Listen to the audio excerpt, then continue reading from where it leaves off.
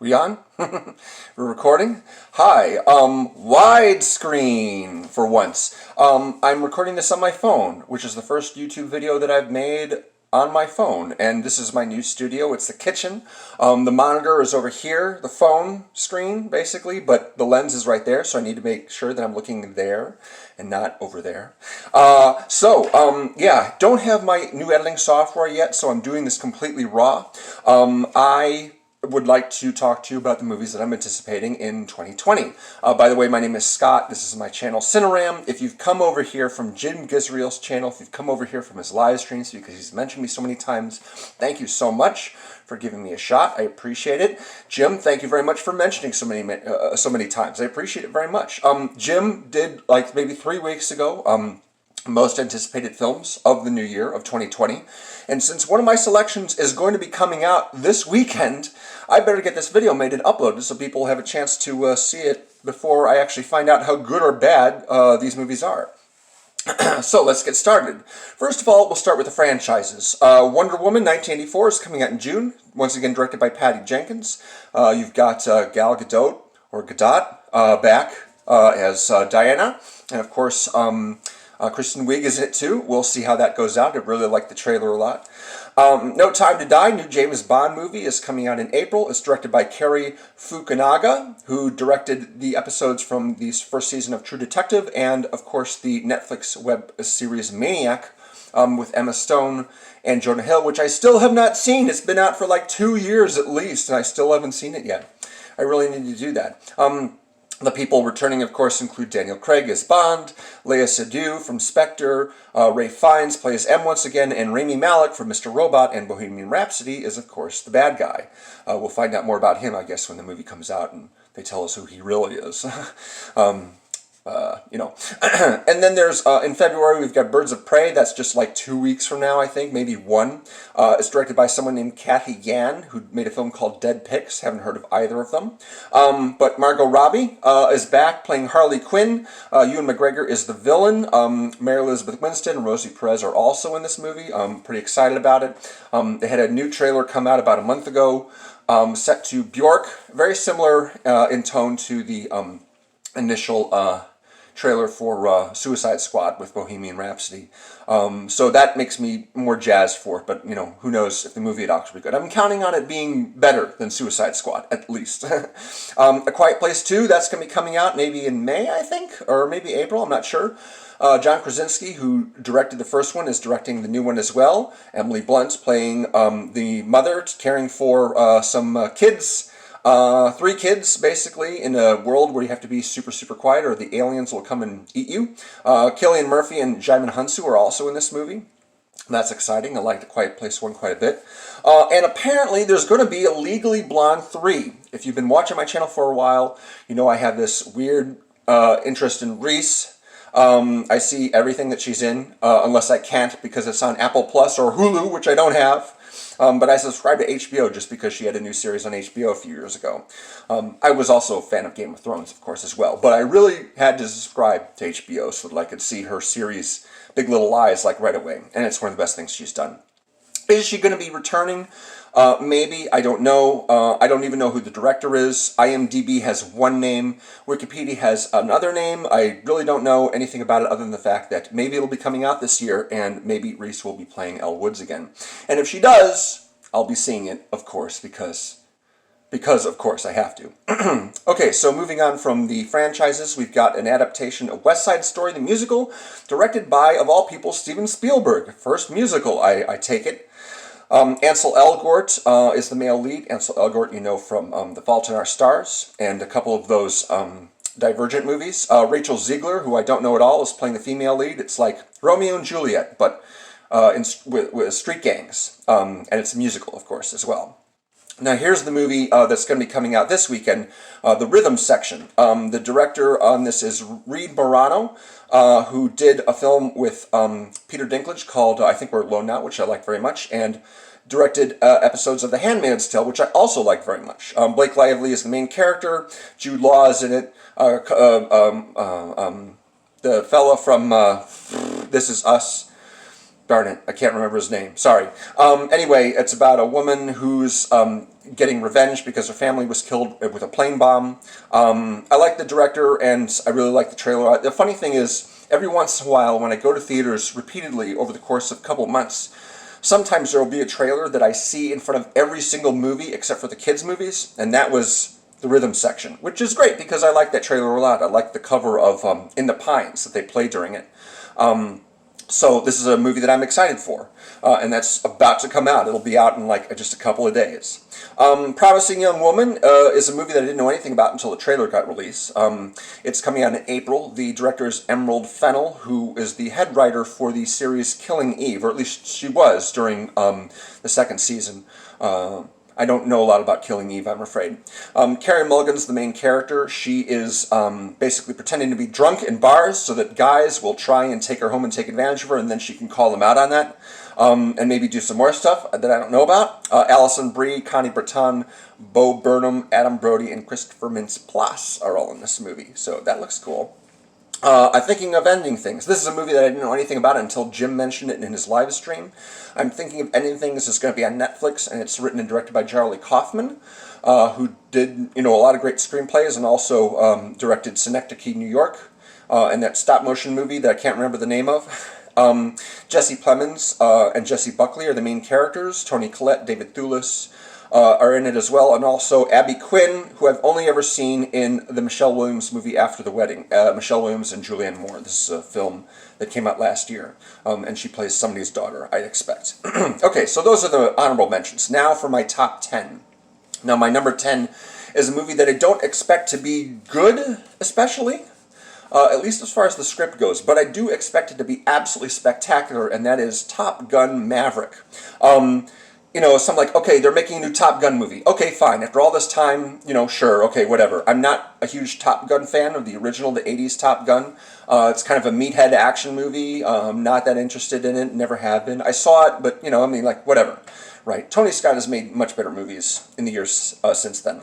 However, then I saw the first trailer, and I'm like, oh, of course Tom Cruise would insist on flying real fighter jets while being filmed for this movie. And it's not just him either. Apparently the other cast members who play his trainees are also actually in the cockpits of real jets that are flying around while they're being filmed, saying their lines. I'm like, of course. He had to fly his own helicopter stunts for the last Mission Impossible movie. Of course he would convince the Navy to say, oh yeah, I'd like to actually fly real fighter jets. He's nuts. He is absolutely nuts, but it's going to be spectacular, I'm sure. I'm very excited just to see it. I may see it more than once in the theater, just because there's a scene in Basic Instinct which two cars are driving around on a mountain road and dodging in between other cars and stuff like that. It's a very tense scene, and I expect this to be like 10 times worse. Joseph Kosinski, who directed Oblivion, with Tom Cruise is doing it, so that'll be cool. Ed Harris and Jennifer Connelly, and Miles Teller plays Anthony Edwards' son. Among other people, are in that movie. So that's my number 10. Number 9, Woman in the Window, directed by Joe Wright. The trailers for this is already out. It's coming. The movie's coming in May. Amy Adams is the main character. She's a shut-in. She makes friends with a woman who lives across the street, played by Julianne Moore. Then she thinks she sees Julianne Moore across the street in her home getting attacked and killed by her husband. But then Jason Lee shows up, and she's like, no, I'm actually the real wife. I don't know what you're talking about. Joe Wright is the director of Atonement and Hannah and a bunch of other movies, so that looks cool. Let's talk about Marvel, of course. I left these out of the franchises because Marvel Cinematic Universe is an automatic must-see for me, every single new movie that they make. They've got Black Widow coming out in May. It's directed by Kate Shortland, who did Berlin Syndrome, and Eternals in November, which is directed by Chloe Zhao. Don't know a lot about her, don't know her films, but Eternals is the one that I'm even more interested in than Black Widow, just because I don't know hardly anything about those characters, so it'll be interesting to see what they're all about. Some of the people who are in Eternals include Angelina Jolie, Salma Hayek, Kumail Nanjiani from The Big Sick, and Brian Tyree Henry. from Widows and a few other things, and I think that maybe Kit Harington is in as well, but I can't be sure about that. Anyway, that's November, and Black Widow's in May. In December, we're going to have Dune. Apparently, this is a two-part movie, a bit like Kill Bill 1 and 2. So the first half of the story will be coming out this December. Dune is, of course, a book written by Frank Herbert, and it was adapted into a film by David Lynch in the 80s, and then into a miniseries for the Sci-Fi Channel after that. Denis Villeneuve, who directed Arrival and Blade Runner 2049 and Sicario, is doing this film, these two films. So the first one comes out in December. Timothée Chalamet plays the main character, who's played by Kyle MacLachlan in the David Lynch film. Oscar Isaac and Rebecca Ferguson are his parental figures.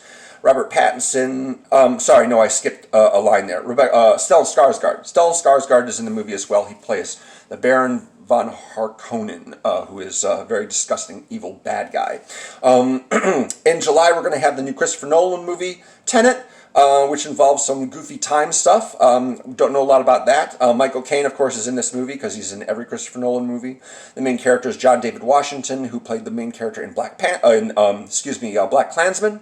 Martin Donovan and Robert Pattinson are all in the movie, as well as maybe a few other interesting character actors. If you saw The Rise of Skywalker in an IMAX theater, then you saw basically the opening scene from Tenet, which involves John David Washington and some other guys impersonating cops during a hostage situation in a concert hall. But they have another mission that they're sort of like, surreptitiously doing. Anyway, always up for Christopher Nolan, so that'll be cool. Wes Anderson's got a new movie coming out. I've just been rewatching The Grand Budapest Hotel a bunch of times. I find it fascinating. The French Dispatch is Wes Anderson's new movie. Don't know when it's coming out exactly, but in addition to the usual suspects when it comes to Wes Anderson films, we've got Frances McDormand, Kate Winslet, Elizabeth Moss, Léa Seydoux, Benicio del Toro, Jeffrey Wright, and Christoph Waltz. Did I skip one? I skipped The Invisible Man. I apologize for that. A lot of the usual Wes Anderson people will be in the movie, and I'm excited about that because I like Wes Anderson most of the time. We'll see. So The Invisible Man, that actually comes out next month, end of February. Lee Wannell, who directed, darn it, the one where the guy has the AI in his neck controlling his body. Unsafe?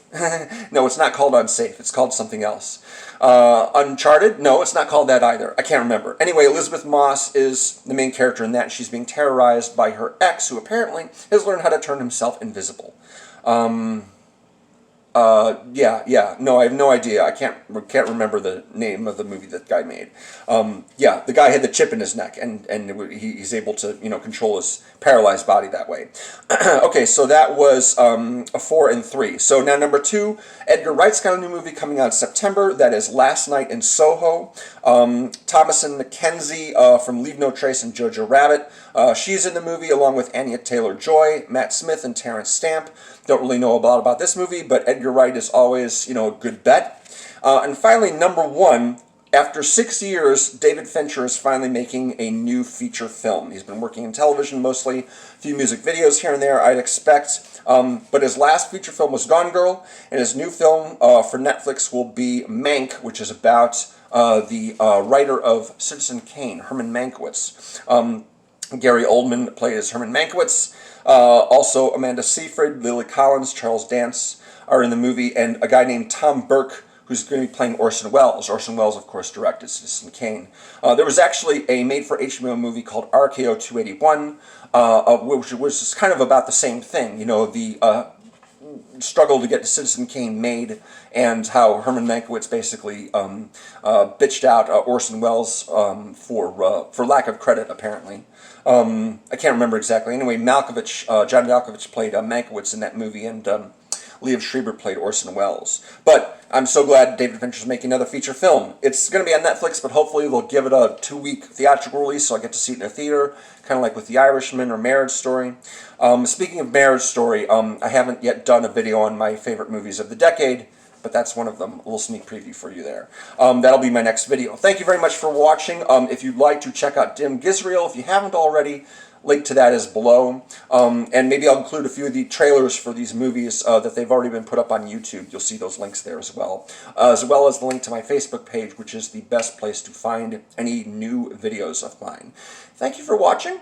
And I'm going to stop this recording right now because I'm not going to be editing it in post. So